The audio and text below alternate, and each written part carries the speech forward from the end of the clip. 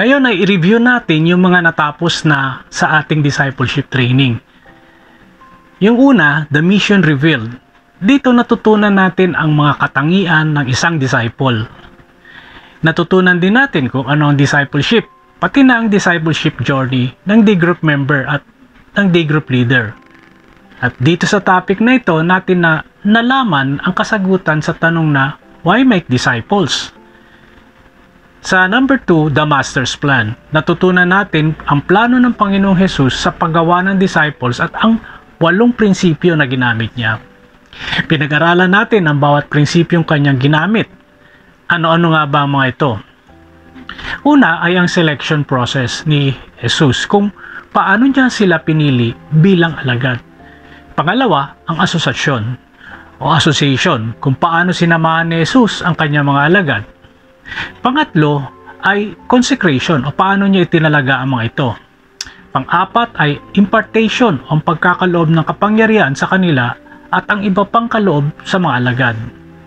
Panglima ay demonstration o pagpapakita niya ng halimbawa upang siya ay tularan ng mga alagad.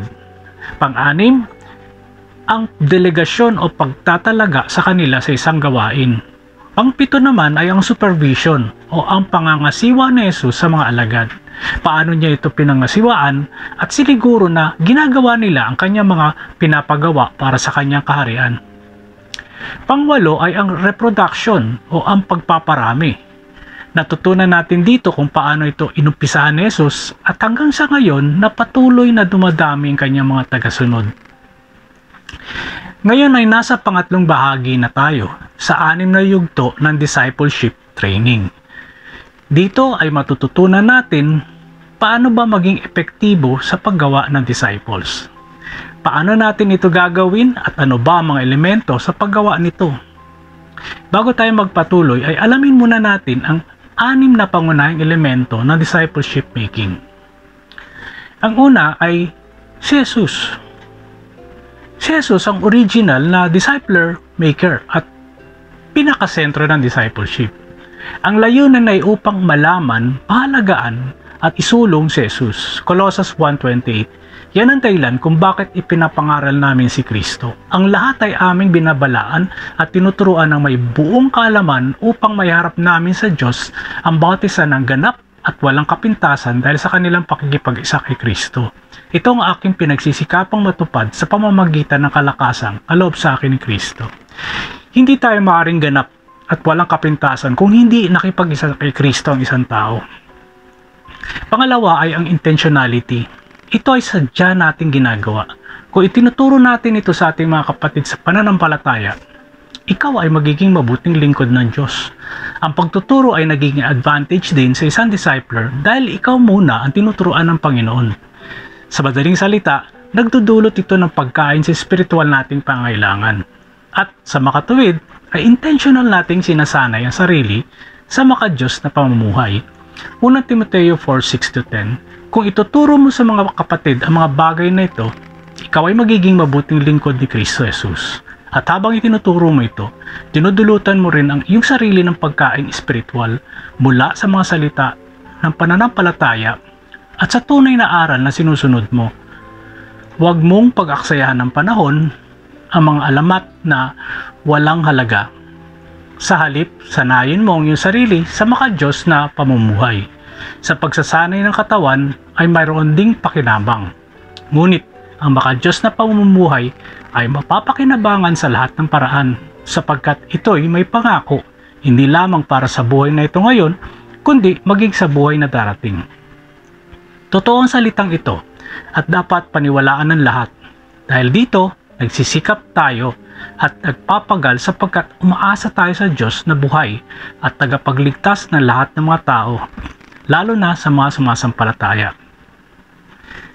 Pangatlo, pakikipagrelasyon o relationship. Ang discipleship ay mas maganda kung ginagawa sa buhay o life on life na nakasentro sa pagmamahal ni Jesus. John 13:34-35. Isang bagong utos ang binibigay ko sa inyo ngayon.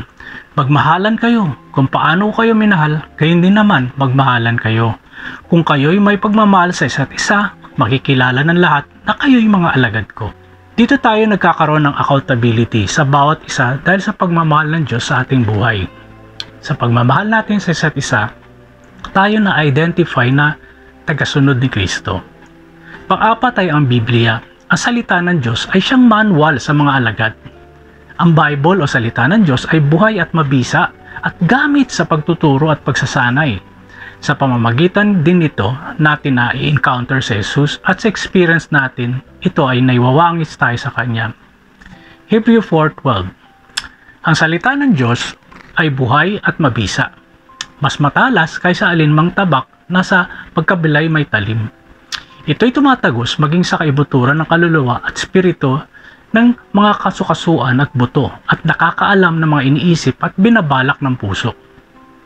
Pangalawang Timoteo 3:16-17. Ang lahat ng kasulatan ay kinasihan ng Diyos at kapaki-pakinabang sa pagtuturo sa katotohanan, sa pagsaway sa kamalian, sa pagtutuwid sa likong gawain, at sa pagsasanay para sa matuwid na pamumuhay, upang ang lingkod ng Diyos ay maging ganap at handa sa lahat ng mabubuting gawain.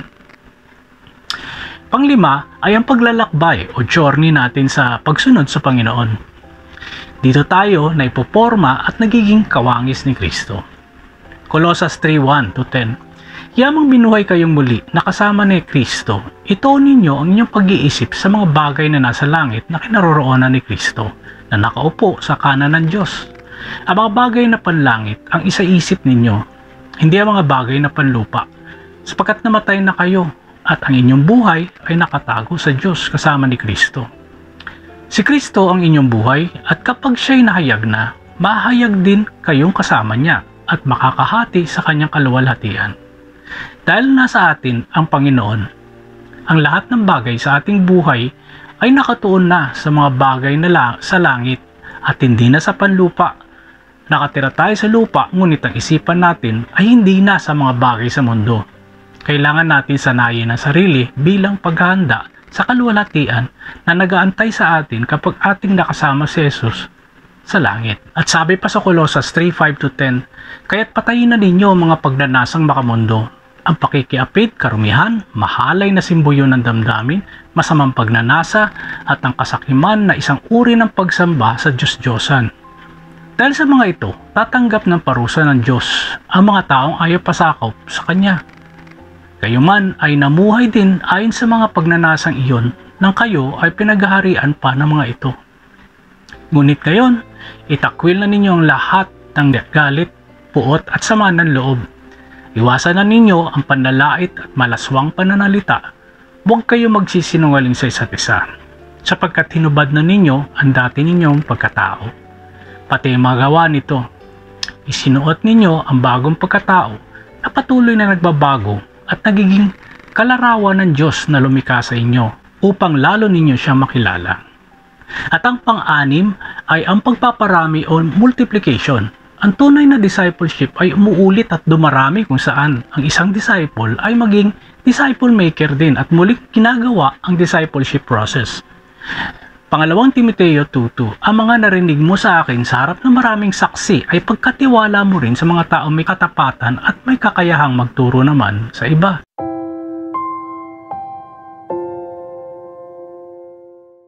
Ngayon, ay pag-aaralan naman natin ang 4 spheres of life na nasa screen. Mapapansin na nasa sentro si Jesus. Kung wala si Jesus sa sentro ng buhay ng bawat isa sa atin, mawawalan tayo ng direksyon sa ating pamumuhay. Isa-isahin natin ito. Ipapaliwanag ko ang bawat isa dito. Unahin natin ang relasyon kay Jesus. Basahin natin ang 1:15-5-7. Ako ang puno ng ubas at kayo mga sanga.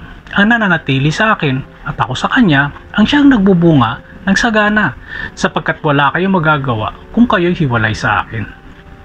Ang hindi nananatili sa akin, gaya ng sanga, ay tinatapon at natutuyo. Ang ganoong mga sanga ay tinitipon, inihahagi sa apoy at nasusunog. Kung nananatili kayo sa akin, ay nananatili sa inyo ang aking mga salita. Hingin ninyo ang anumang nais ninyo, matutupad iyon para sa inyo. Dito napapaloob ang buong buhay natin bilang mananampalataya. Ayon sa talata, si Jesus mismo nagsabi na wala kang magagawa kung ikaw ay walay sa Kanya. Ngunit magiging maayos ang lahat ng relasyon natin sa number 2, 3, and 4 kung nananatili kay Jesus. Ang relasyon sa tahanan ay sa pagkakasunod-sunod at kinapapalooban ng relasyon sa asawa, sa iyong mga magulang, sa iyong mga anak, sa pananalapi, pagiging single kung wala ka pang asawa. Mapapansin natin sa diagram na ang disciple ay mahalagang may relasyon kay Jesus. Ang relasyon naman sa pamilya ng Diyos o sa iglesia o simbahan ay kinapapalooban ng kung ano ang posisyon sa katawan ng iglesia. Makakaloob ng Diyos sa iyo o abilidad. Pagmamahal sa pamilya ng Diyos, ang pagresolba sa mga di pagkakaunawaan at ang layunin ng simbahan. Sa relasyon naman sa Diyos, kinapapalooban nito ng mga empleyado, employer, magandang asal o ethics, mga libangan, mga kaibigan at komunidad. Ang spiritual maturity o ang paglago sa ating spiritual na buhay ay masigit pa kaysa sa pagkakaalam sa Biblia at mataas na level ng commitment natin.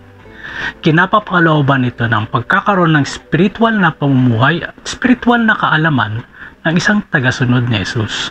Ang ibig sabihin, ikaw ay mature Christian at maalam na tagasunod ni Jesus. Sa madaling salita ay malapit ka kay Jesus, nagmamahal tulad ni Jesus at naglilingkod kay Jesus. Ikaw ay nababagong anyo sa wangis ni Jesus dahil sa pag-develop ng relasyon sa Panginoong Jesus. Ibinabahagi mo ngayon ang relasyon ito sa ibang tao sa pamamagitan ng pag-impluwensya sa kanila. Paano ba ang anyo ng isang mature na disciple o tagasunod ni Jesus? Siya ay number 1. Hindi nagbabago ang kanyang pamumuhay spiritual na nagpapailalim sa kapangyarihan ng banal na espiritu. Siya ay puspos ng espiritu ng Diyos at makikita sa kanya ang udyok o motivation ng pagmamahal ni Jesus. Pangalawa, nagsusumikap na lumagong malapit sa Panginoong Hesus sa pamamagitan ng patuloy na pag-aaral ng Biblia, pagdarasal, at nabubuhay sa banal na espiritu. Pangatlo, natututunan na maging epektibo sa pagsishare ng kanyang faith sa salita at gawa. Number 4, nadiskubre niya at na-develop ang kanyang spiritual gift at ito ay kanyang ginagamit. Panglima, nagbibigay ng matibay na patunay na pagiging matapat na miyembro ng simbahan o pamilya ng Diyos. Epektibo sa pagpapatakbo ng sarili niyang buhay sa relasyon sa pamilya at sa ibang tao at ng kanyang kabuhayan. Handa maglingkod sa ibang tao, lalo na sa mga kapuspalad at ligaw na mga tao. Bukas sa pagbabahagi ng salita ng Diyos sa mga taong wala pa sa Panginoon. At isang alagad na gumagawa din ng mga tagasunod ni Kristo. Katulad niya, nagpapakita ng buhay na may pagpapala na susumikap. Maging mapagbahagi ng salita ng Diyos o Ebanghelyo, nakapokus ang buhay sa pagsamba sa Diyos at may magandang asal at kabaitan. Responsable at matapat sa kanyang pamilya at may katapangan upang ibahagi ang salita ng Diyos. Nakatuon sa discipleship, mapagmahal, mahabagin at maaalalahanin. Maganda bang katanungan ito kapag nag-join ka ng D-group? Ano-ano ba ang mga benepisyo na iyong makakamit sa D-group? Una, bumibilis ang paglagong spiritual. Pangalawa, nagkakaroon ng positibong pag-uugali. Pangatlo, nakakabuo ng pananagutan o accountability, encouragement at counseling. Pangapat, nakaka-develop ng malapit at mapangpangmatagalan at tunay na relasyon bilang magkakapatid sa Panginoon. Panglima, proteksyon at malaking tulong kapag nakakaranas ng mga pagsubok sa buhay. Pang-anim, pangmalapitan na mauobserbahan ng isang mature Christian upang iyong matularan. Pampito, matututo sa katotohanan ng pang-spiritual. Pangwalo, masasaksihan kung paano mag-disciple ang mga tagasunod ni Jesus. Ano ba ang kalooban ng Diyos sa isang disciple? Paano ba natin ito magagawa? Tingnan naman natin ang chart sa screen. Makikita natin sa wheel chart ang iba't ibang kulay. Ang pinakauna ng wheel chart, pansinin natin una ay yung kulay yellow, kung saan nagsisimula ang isang disciple sa pagiging seeker. Ito yung naghahanap sa Panginoon Diyos. Sila yung mga may interes sa Bible at nag-explore ng katotohanan. Kapag na-evangelize, tatanggap sa Panginoong Hesus at magiging born again. Sa pagpapatuloy niya ay dumako tayo sa kulay green na may titulong Discovering Life. Ito at tinatawag na infant phase. Kaya infant ay baby pa sa pananampalataya at nangangailangan ng mga bagong kaalaman.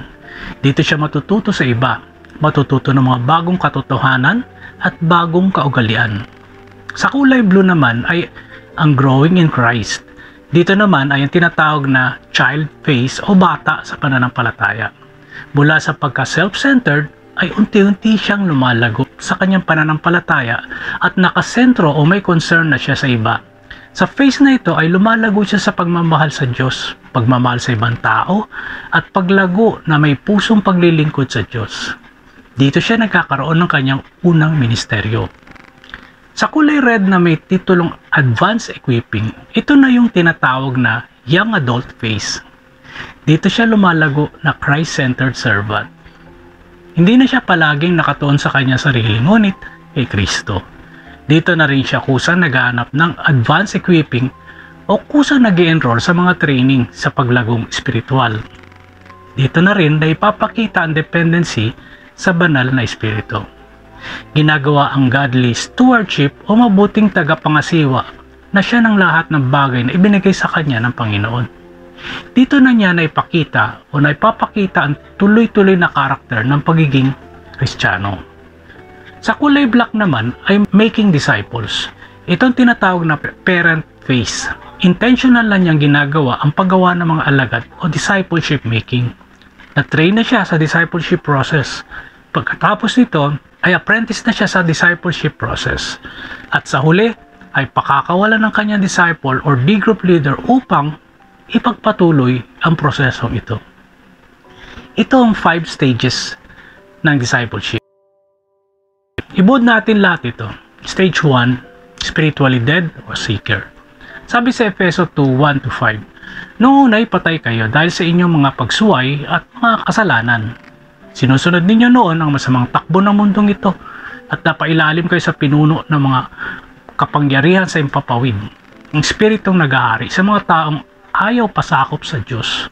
Ang totoo, tayong lahat ay dati ring namumuhay ayon sa pagnanasa ng ating laman at sumusunod sa mga hilig ng katawan at pag-iisip. Kaya sa ating likas na kalagayan, kabilang tayo sa mga taong kinapuputan ng Diyos. Subalit, napakasagana ng habag ng Diyos, napakadakila ng pag-ibig niya sa atin. Tayo'y binuhay niyang kasama ni Kristo noong tayo'y mga patay pa dahil sa ating pagsuway. Naligtas nga kayo dahil sa kanyang kagandaang loob. Dito sa stage 1, tulad ng sinasabi sa talata, patay ang spirito ng isang tao dahil sa kasalanan. Sinasabing ang stage na ito ay ang unbelief o hindi paniniwala sa Panginoon. Dahil sa kasalanan, tayo ay nahiwalay sa Diyos. Kapag namatay ang physical nating katawan, spiritually dead din tayo kung wala si Jesus. Ito ang tinatawag na pangalawang kamatayan o second death. Mababasa natin yan sa Pahayag 20:14. Pagkatapos ay tinapon din sa lawa ng apoy ang kamatayan at ang daigdig ng mga patay. Ang lawa ng apoy ang pangalawang kamatayan. Kapag tinanggap natin ang magandang balita ng kaligtasan, tayo ay maliligtas.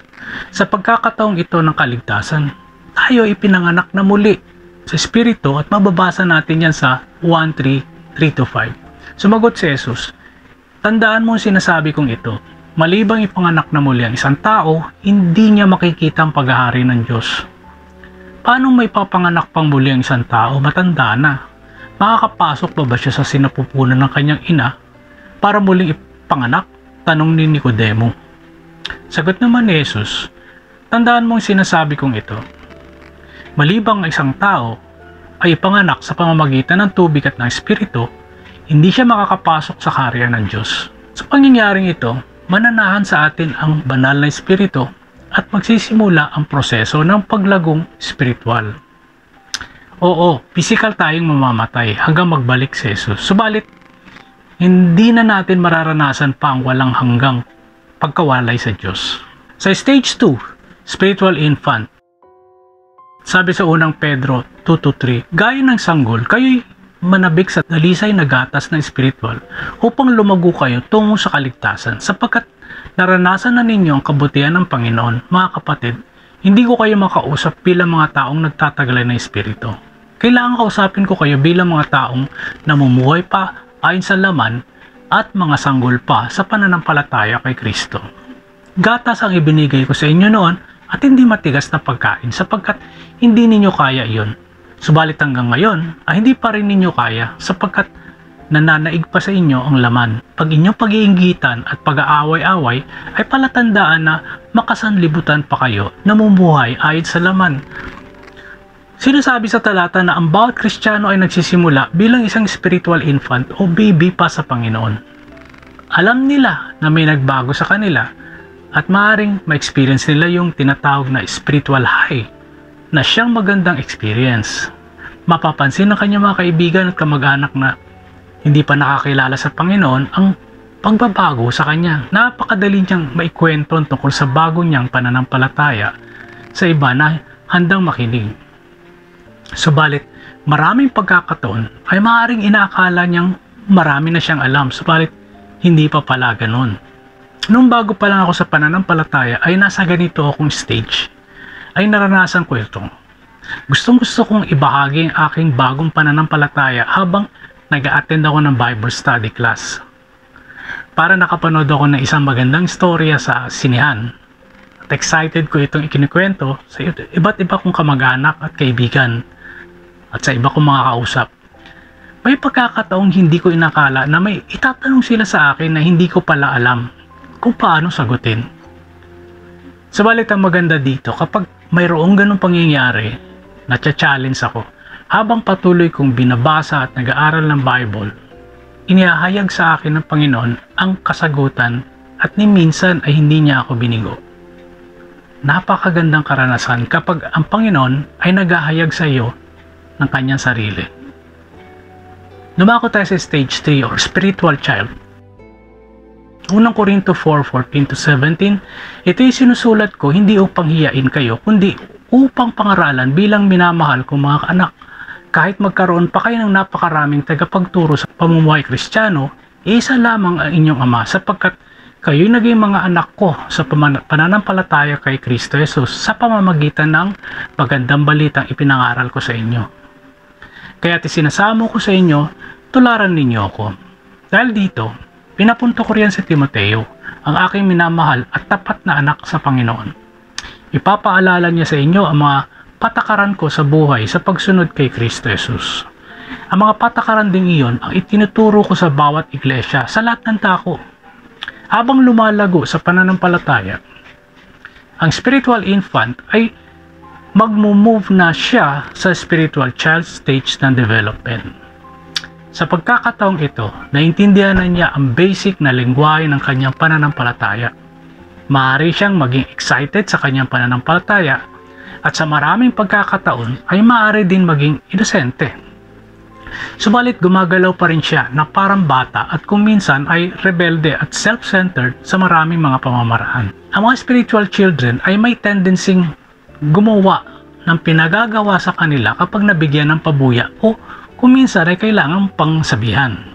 Gagawa lang siya ng tama upang iwasan na mapagsabihan.